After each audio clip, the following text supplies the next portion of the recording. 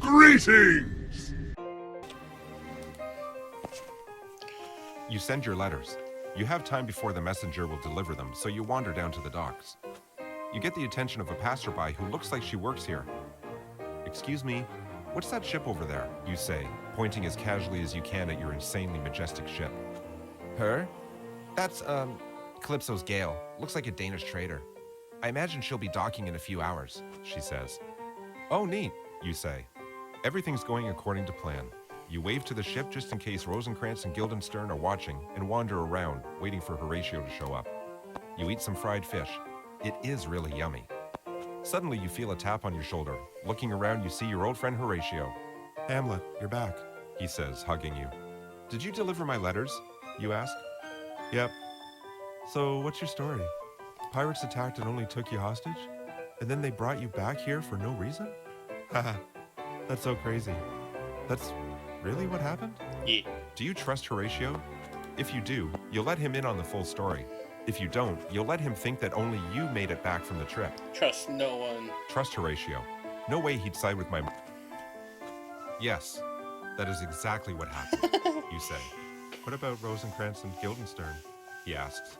"They, died," you say.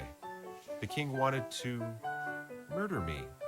And he got them to carry a letter telling the English king to kill me. Yes, that's it. And so I, secretly, replaced that note with a forgery that told him to kill Rosencrantz and Guildenstern instead. They're dead now. Because, as I said earlier in my letter, the pirates left after they captured me. Yes, everything fits together nicely. It's a good lie, close to the truth, so it won't be hard to keep straight." "Whoa," Horatio says. "Bro, that's cold. What did Rosencrantz and Guildenstern do to deserve that?" Yes, that is a reasonable question. And the reasonable answer is that they carried the letter from Claudius on purpose. And they were allied with him all along, and I trust them as much as I trust snakes." "Huh," says Horatio. "Oh, and I would totally kill anyone who was secretly working for my stepdad," you say, making significant eye contact with Way him. to be subtle, friend. Says Horatio, perfectly neutrally. Darn those even-handed non-committal responses that tell you nothing. You've been walking as you talk, and you and Horatio find yourselves in the graveyard. It's close to the river everyone takes their drinking water from, which I guess kinda explains why people act so crazy around here. Spoiler alert, water contamination. Spoiler alert, this is gross. Thanks, me. There are 2 gravediggers here. Wait, hold up. One of them is leaving. Off to have his own adventures, no doubt. Great. Do you ever think about that, Hamlet? About all the people you pass in the street and how they're each the star of their own little narrative? How it's weird that people who you'll never talk to are off having their own lives, building their own stories? And isn't it crazy that from their point of view, you'd be a minor character? Entirely forgettable? Well, it's true. And in this gravedigger story, you play the role of guy who shows up and toots just as I leave. You toot. He leaves. Great. The remaining gravedigger is singing. Listen. The gravedigger sings about being young and in love. He's singing while he digs a grave, you say. Yeah, says Horatio. His job is to dig graves, so he's used to it. Whoa, you say. This whole thing is seriously blowing your mind. The gravedigger sings about being old now, and the tune is pretty catchy, actually. While he's busy digging this grave, he digs into a pre-existing grave. Remember that in our time period, it's not like this is especially weird or awful. And digs something up. He tosses it behind him. Hey, there is a skull here. Look, skull. You keep your distance from the gravedigger, but look at the skull intently. That skull had a tongue in it once, you say to Horatio. Yep, says Horatio. It had jowls too, you say. Yeah, probably, says Horatio. Maybe it was a politician's skull. Ooh, or a courtier. Lord such-a-one or whoever. And look, that guy's throwing it around like it's not even a thing, you say. Lord such-and-such, you mean, sighs Horatio, as the gravedigger digs up another skull. There are now 2 skulls here. The other skull seems pretty interesting too. You close your eyes and think very clearly. Look, other skull. Then you open your eyes and examine the other skull intently. I'm not gonna lie. From this distance, it definitely looks a lot like the first skull. You're fascinated by it, though. Maybe that other skull was a lawyer's skull, you say, nudging Horatio. Look at him now. Where's his impressive lawyer tricks now, huh? His fancy rhetoric for the judge and jury. He's dead, says Horatio. Why doesn't he sue this guy for assault after he dug up his skull with a shovel if he's such a fancy lawyer, you say. I'd have to say it's probably because he's dead, says Horatio. Maybe it was a landowner's skull instead. Maybe he owned all this land and had all this complicated accounting for it. Huh. Is one of those accounting rules that his empty skull now gets filled up with dirt? You say. Yes, I believe that's generally what happens when you die, says Horatio. You stare at him wildly, then back to the skull, then back to Horatio. Then you stare at the skull for a bit. Listen, Horatio says, maybe you want to talk to the gravedigger for a while. I'm sure he'd find your viewpoint absolutely novel and riveting. I'll Talk to the gravedigger. The gravedigger and you chat back and forth. Here's a snippet of the conversation you have. Whose grave is this? You say. It's mine, he says. I thought it was yours because you're the one lying in it, you say. Really, Hamlet? He's not lying in it. He's standing in it, digging. And if you're going for a lying down / lying untruth pun, then I'm sorry, but it's not going to. And you're lying out of it, so it's not yours, says the gravedigger, super proud of this dumb wordplay. He goes on. Actually, I'm not lying. It really is mine. But you are lying, you say before I can stop you. Because you're in it and saying it's yours, but you're alive and graves aren't for the living. Ah ha ha. Got you there. Riveting. This back and forth goes back and forth, and eventually it comes out that he's digging a grave for a young woman, and you, as you are an uncouth brute, ask how long he's had this job before you even ask him his name. And he says he's been working as a gravedigger since the day Hamlet was born. Hey, that's you. What a crazy coincidence. You should probably say something. Tell Play them. dumb. Anyway, you decide to play dumb. Hamlet? Who is Hamlet? You say, elbowing Horatio, who's standing beside you. Horatio rolls his eyes. Why the accent? Horatio sighs. You didn't have it a second ago. Hamlet is the prince who went to England because he was crazy, says the gravedigger. He'll get less crazy there, or he won't. But either way, it won't matter because everyone's crazy in England. Racism, says Horatio. Racist. How did the Prince Hamlet go, how do you say, crazy? You ask. Very strangely. He replies. Oh God, you two are going to go at it again, aren't you? Oh God, you are. How strangely, you ask. By losing his mind. He says. On what grounds? You ask. Hey, stop setting him up. Why, right here in Denmark. He says. Ha ha ha, listen, I'm cutting you off. The rest of your conversation is censored, but at some point he gestures to one of the skulls you were looking at earlier and volunteers that that's the skull of Yorick, once the gesture to the king, now dead and buried 23 years. He poured a flagon of Rhenish on my head once, says the gravedigger. Oh. Check this out. You are really interested in hearing about either one of those things. Top. You pick up the skull and hold it out in front of you. You begin to feel inspired. Alas, poor Yorick, you say. I knew him, Horatio. A fellow of infinite jest, of most excellent fancy. He hath borne me on his back 1,000 times, and now, how abhorred in my imagination it is. My gorge rises at it. Here hung those lips that I have kissed, I know not how oft. Where be your jibes now? Your gambols, your songs, your flashes of merriment that were wont to set the table on a roar. Not one now to mock your own grinning. Quite chapfallen? Now get you to my lady's chamber and tell her, let her paint an inch thick. To this favor she must come. Make her laugh at that. What my friend means to say, says Horatio, is that he remembers Yorick and the fun times they shared. But now to look at his gross remains makes him want to drop a barf. Ah, says the gravedigger. He then asks the dead lifeless skull where its jokes and songs are, and then tells the skull to go to his girlfriend's room and tell her that no matter how much makeup she puts on, she'll end up like him one day, Horatio says. well, not exactly like him, Says the gravedigger. as male and female skulls have several structural differences. You interrupt them both. Horatio, do you think Alexander the Great looked like this after he was buried? Yeah, prob, says Horatio. The skull is smelly, you say. Yeah, probs, says Horatio. Do you think it's weird that we can be alive and be kings of the world, but then we die and return to the earth?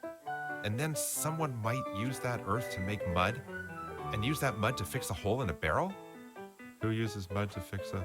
Horatio begins, but you interrupt him. You can also use mud to patch a wall, you say. Suddenly, you're startled by noises. It sounds like screaming. Investigate. You, Horatio, and the gravedigger investigate the noises and discover that they were caused by Gertrude, your mom, Claudius, your new dad that you swore you'd murder, Larides, Ophelia's brother. You haven't really hung out with him that much, actually. A priest, priests are ordained ministers of the church, and a coffin. Coffins are what people get buried in. Dude, you should know this. It seems like Gertrude was... screaming? Wailing? Weird. You elbow your friend. Hey, you say. Look how sucky that coffin is. Look how small the ceremony is. It must have been someone who killed themselves. You know what'd be hilarious? If we stayed and watched. Listen, Hamlet, there's something you should know, Horatio says. Shh, you say. Look, that's Larides, you say to the gravedigger. You pause and stare at him intently. Yeah, he's pretty rad, you say. Hamlet, Horatio says, don't you wonder why Larides is at a funeral? Maybe if he's here, it means it might be someone close to him who died. You cut him off. I can't eavesdrop on people in their most private moments of grief if you keep trying to have a serious conversation about a life or death matter with me, you hiss at him. Turning your attention back to Larides, you see him arguing with the priest, asking for more rights. More rights, he says. But the priest says he's done all the rights he should do already, and then some. Since this person committed suicide, called it, they don't get as many rights. If we do any more rites, we'll profane the blessed souls of the other people buried here, he says. You, Horatio, and the gravedigger all wince as you glance at the skulls he's dug up. Larides continues to argue with the priest. Oh, fine. Go ahead and lay her here, jerk-a-rama priest, Larides says. My sis will be an angel in heaven while you're burning in hell. They lower her body into the grave. Wow, he's really upset. Wait, sister? Ophelia's dead? Ophelia's dead? No. Ophelia's dead? You say out loud, shocked. The gravedigger shrugs. He's not friends with any of these people. I tried to tell you, Horatio says. I meant to tell you earlier, but you seemed so happy to be back, and I wasn't... Look, I'm sorry, Hamlet. She passed away shortly after you left on your trip. Gertrude and Larides and Claudius are still unaware that you're here. Gertrude throws flowers on her grave, saying that she'd always hoped Ophelia would marry you, and that instead, she'd be throwing flowers on her wedding bed. Geez, Gertrude, inappropriate. That is not something for a new mother-in-law to do for newlyweds. Larides curses 3 times whomever it was who robbed Ophelia of her sanity, and then curses them again 10 times, 3 times for a total of 33 curses. Then he jumps into the grave so that he might hold her in his arms once more. Geez, Larides, that's like double inappropriate to the power of 3 for a total of 8 inappropriates. Okay, so they're all really upset and acting crazy. The right thing to do here is go home, approach them later, and say you saw them at the funeral but didn't want to interrupt. Also, it'll give you a chance to deal with your grief too, which you should be feeling. You are feeling it, aren't you, Hamlet? She was your sweetie, and you've come back from a trip to find her dead of apparent suicide. What do you do? Go home and talk to everyone later. Step from the shadows and introduce yourself dramatically. Why? Be Ophelia. You step out of the shadows of the graveyard, leaving Horatio and the gravedigger behind. Who's the men whose grief is so extreme, whose words of sorrow can make even the stars themselves stand still and wonder in sadness at what they hear? It's me, Hamlet the Dane. Then you hop into the grave, joining Larides there. Why not? Emotions are a competition, right? Larides sees you and screams in rage. The devil take thy soul, He shouts, which, I mean, if you're going to yell anything, it's pretty much the awesomest and classiest thing to yell at a time and place like this. And with that, you fight. That's right. You and Larides fight. In a graveyard. During a funeral. In an open grave. With the coffin of Ophelia at your feet. This is how you choose to live your life. Larides punches you in the teeth, and you stagger back until you collide with the muddy grave wall. You raise your eyes up to Larides, wiping blood from your mouth with the back of your hand. You glance down at your bloodied hand. That's a funny way to pray, you say, and laugh. Larides looks at you. Here's how I do it. You jump at him, forcing your head into his chest as hard as you can. He falls backwards, winded, gasping for air. Our Father, you say, your left fist connecting with his cheek. Who art in heaven, Here, your right fist collides in a punishing blow with his jaw. hallowed be thy. His arms shoot out and encircle your throat, and before you can react, he squeezes. You see stars dance around the edge of your vision. You don't want to do that, you gasp, but Larides only squeezes tighter. Now why's that, Hamlet? He says, smirking, mock concern written on his face. You lock eyes with him. There's something dangerous inside of me, and you should be afraid of it, you say. I am. You shouldn't make me angry, Larides. You wouldn't like me when I'm What the angry. fuck, dude? Larides laughs at you, and you feel almost giddy. You can feel yourself losing control. You can feel yourself starting to want it. I won't tell you again, little man, you say, unsure if you're threatening him or pleading with him. Take your hands off. Turn into a gamma-irradiated monster. Damn it! Rather than embracing the madness, you bring your hands up between Larides' hands and, bashing them outwards, free your neck from his grasp. You're vaguely aware of your mother shouting your name as you punch Larides over and over again, avoiding his own punches as best you can. You're both getting in some good hits. Finally, Horatio and the gravedigger jump down into the grave and hold the two of you apart. You're both trying to break free. What the heck is this about? Yells your mother. This is a funeral, and you're fighting in an open grave for no reason. Mom, Larides is saying he loved Ophelia more than I did, you say. I loved her more than 40 billion to stupid old brothers, He really is crazy. says Claudius. I'll eat a crocodile to prove how serious I am, you offer. I'm sorry for my crazy son. Gertrude says. Usually he calms down after a little What the while. fuck, man? You decide to prove her right. Turning to Larides, you say, listen, bro, why are you treating me like this? I've done nothing to deserve this. But Larides stares at you, aghast, almost like he holds you responsible for Ophelia's death? Anyway, you say, Hamlet out. You leave. A little while later, Horatio catches up with you. Hey, sorry. Claudius made me leave too. What about the gravedigger, you say? I think he's back to digging graves. He was supposed to be working the whole time we were there. Anyway. Ah, you say. Talk to Horatio about your pirate trip again.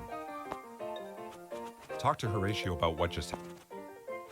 But you already told him about it. If you talk to him about it again, the story's just going to be super repetitive. It's Talk to fine. Horatio about the pirate trip again. Okay, fine. Remembering that you haven't decided if you can trust him yet, you have a long conversation where you explain again, in detail, the lie you've told him. You elaborate it into a crazy story where you alone come across the letter by accident. You leave out all the awesome parts of the pirate battle, a crime in itself. You tell him only you made it back alive and how Rosencrantz and Guildenstern are dead.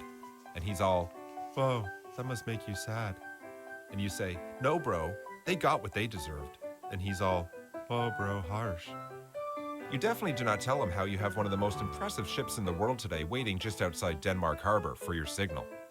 All right, we're all brought up to speed with your cover story of how you escaped, again, and Horatio has made the appropriate sympathetic noises. Satisfied? Look, you can stop pretending. We all know you kind of lost the plot here and wanted to waste everyone's time while you got a refresher from me. But now you're out of options, and all you can do is talk to... Fine. God damn it. Listen, I don't I want. feel kind of bad about getting into that fight with Larides, you say. And ruining Ophelia's funeral? Horatio volunteers. That too. You know what? I'll be nice to him. He's grieving too, right? We're like two peas in a pod. Only instead of peas, we're humans. And instead of being in a pod, we're in a state of grief. Okay, says Horatio. I just really hate it when people try to grieve harder than I do, you exclaim, punching your fist into your palm. That must come up a lot, says Horatio. Anyway, meet me at the castle tomorrow morning, okay? You say. There's something that's gonna go down that I think you'll want to see. Okay, I will. Sweet. Well, see you later, you say. And then it's awkward because you're both still walking to the castle in the same direction side by side. You walk in silence for a bit until you get the bright idea of stopping because a flower looks so interesting. And then Horatio will walk ahead and it won't be weird anymore. But then Horatio stops too, a few paces ahead. God. It proceeds like this. The two of you walking in fits and starts, one pausing to adjust his leggings or whatever, and the other deciding to wait, but only after taking a few halting steps ahead. You guys, I don't know. When you finally get to bed, you go to sleep sad. Ophelia's dead, remember? But also excited.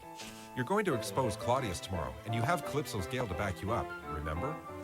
While you're sleeping, I sneak in and pour a potion of not grieving anymore because feelings are boring into your ear. That's how liquids enter the body most efficiently, remember? Remember? This is one callback-filled scene, my friend. Sweet. You wake up feeling not too emo, which is terrific. Because honestly, we're finally heading towards the climax. And I don't want you missing out on it because you stay home being sad. Oh, Okay, okay. it's tomorrow. Great. The new day. This is it, Hamlet. This is the day you confront Claudius. You put on your best confronting the king tights, and your fancy is confronting the king's scabbard. Don't worry, I looked it up. It's a sheath for holding a sword. You and Horatio are walking into the castle when Osric shows up. Hey, I know this guy. He's a member of the royal court, and he's super manipulable. Here, I'll show you. Put your hat on, you say to Osric. No thanks. It's too hot today. He says. No, man, it's cold, with winds from the north and a 30% chance of precipitation, you reply.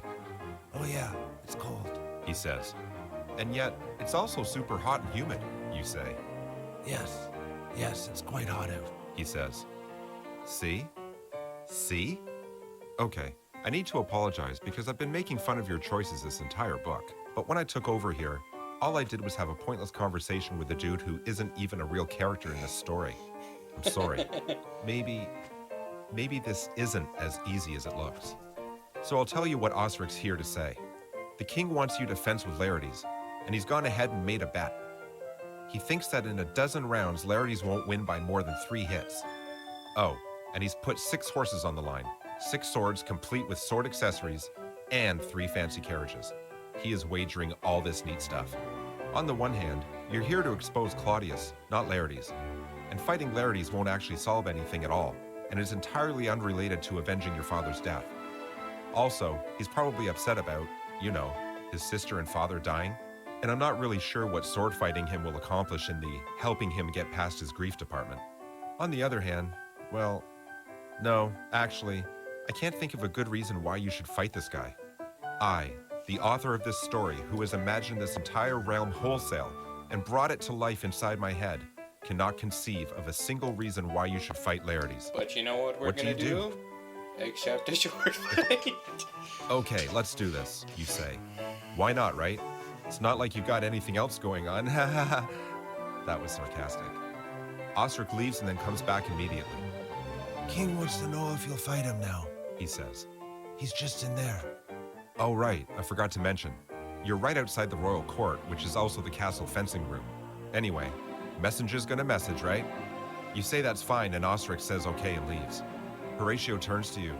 Listen, man, I don't think you should do this. I don't think you're gonna win, Hamlet, he says. Sure I am, you say. I've been practicing fencing since the start of this story. What? Says Horatio. And I'm saying, what? Too.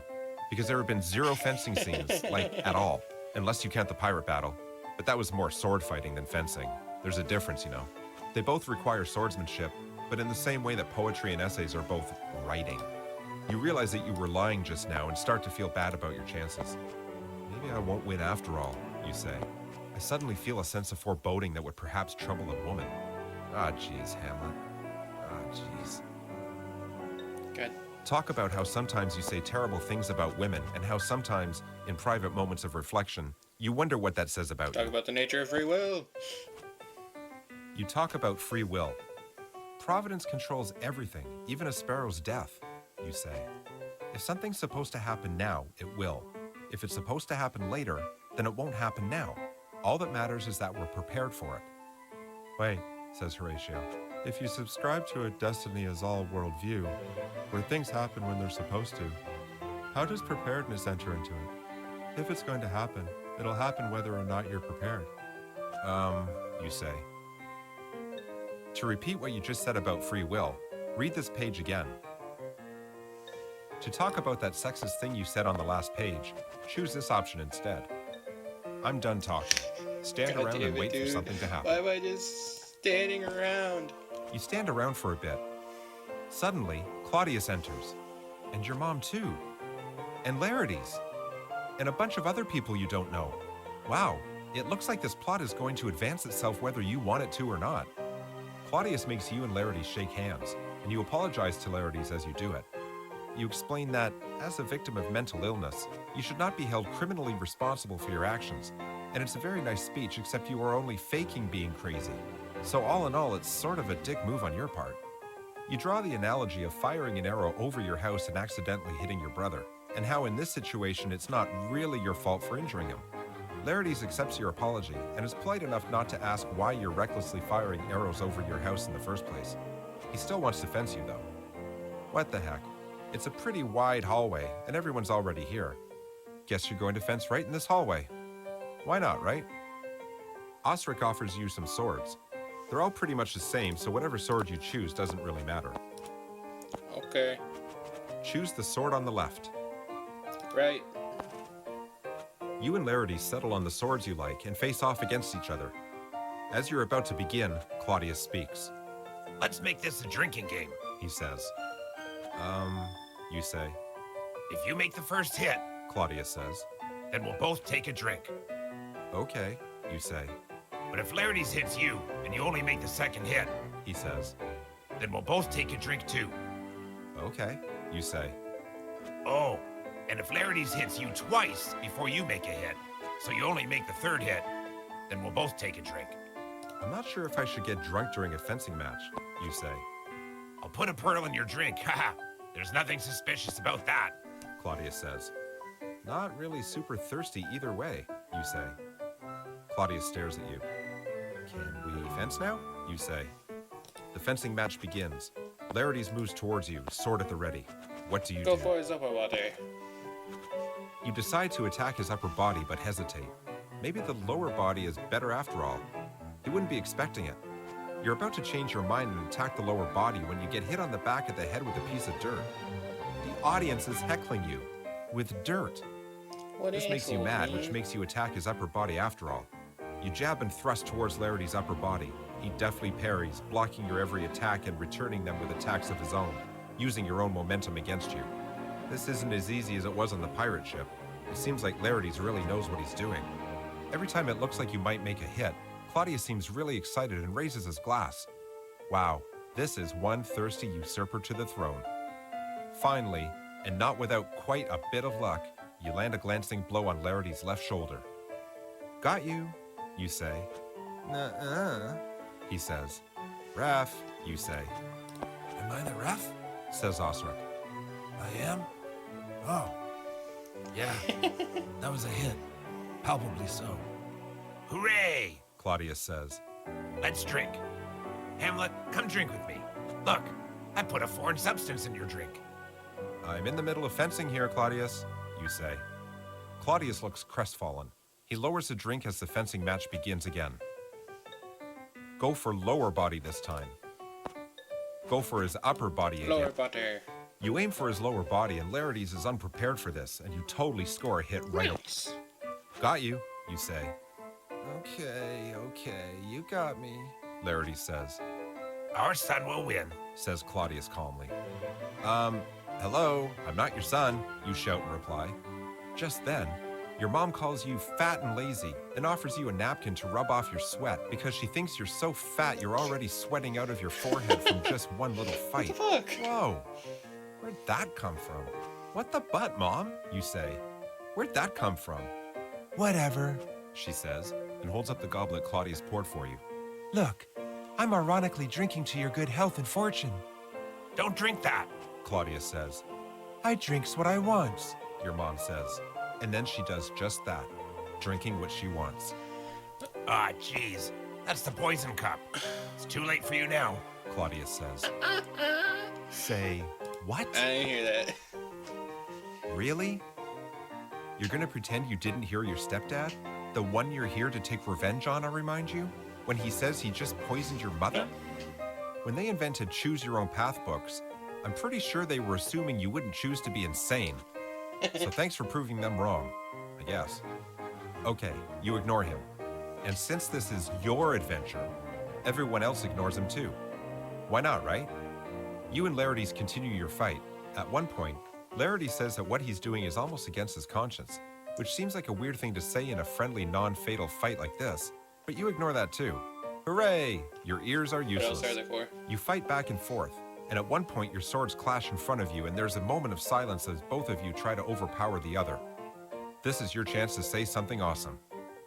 Bring it on, you try to say as grimly and badassedly as possible.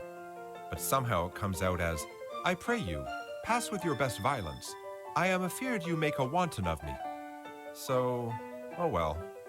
Pushing as hard as you can, you manage to force Larity's sword aside.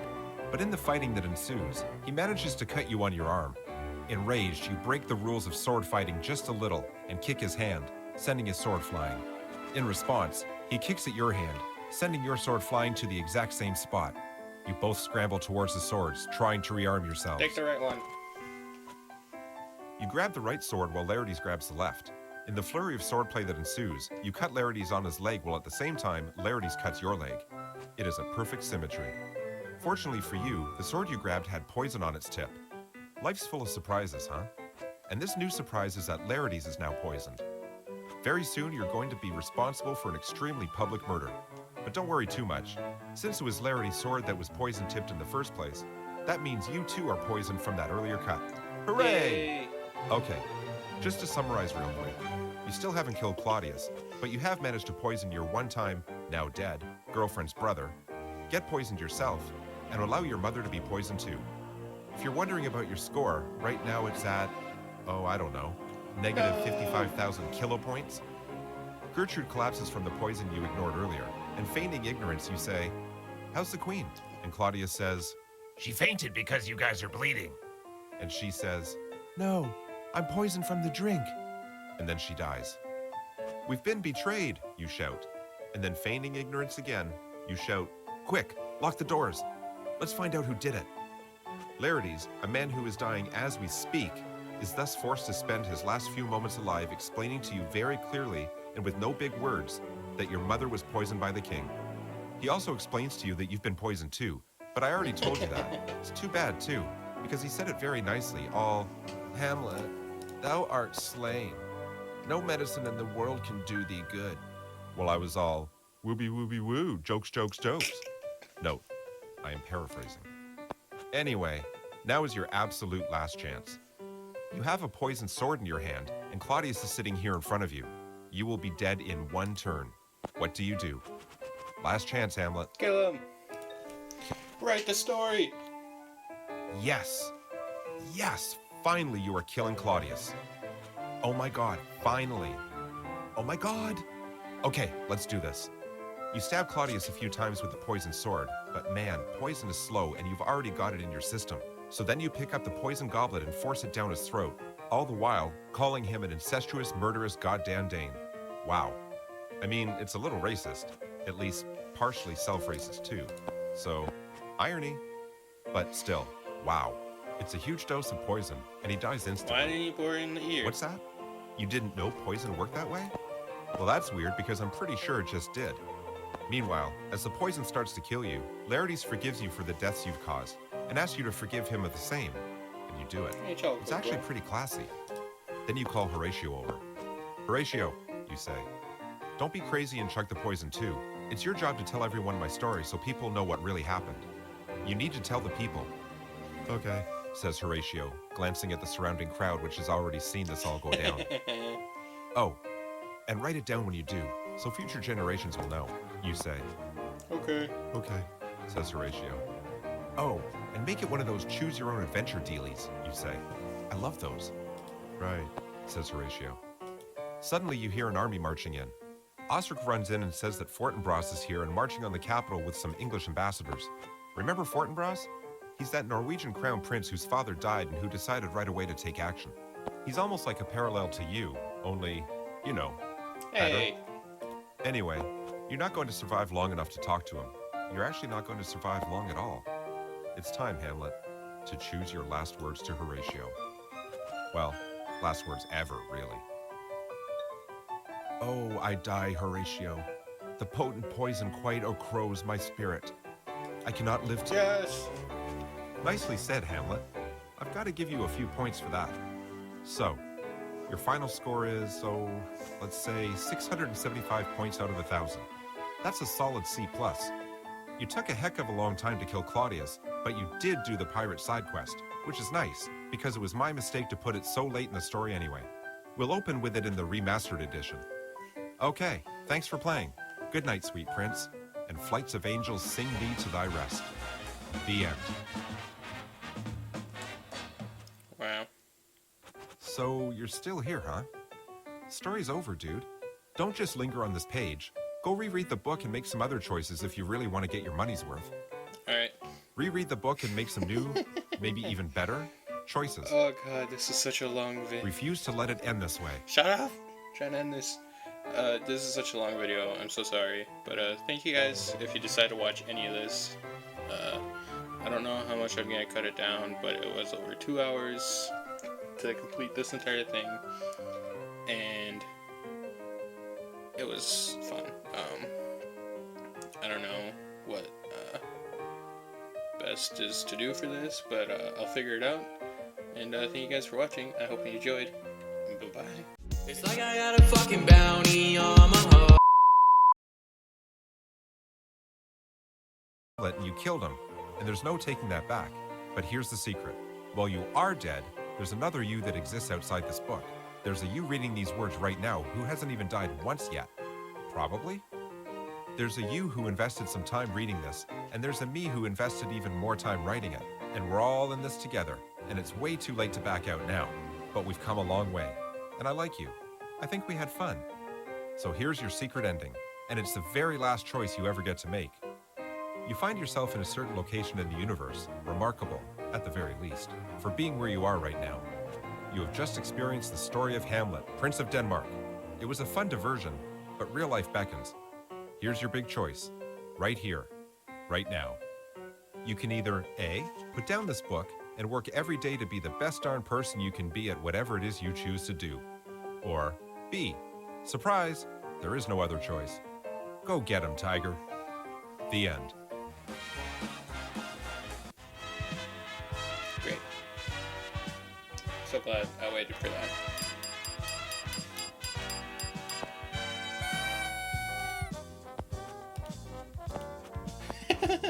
God damn it. Fuck. Why is this sexism? Times you were not. Oh my god.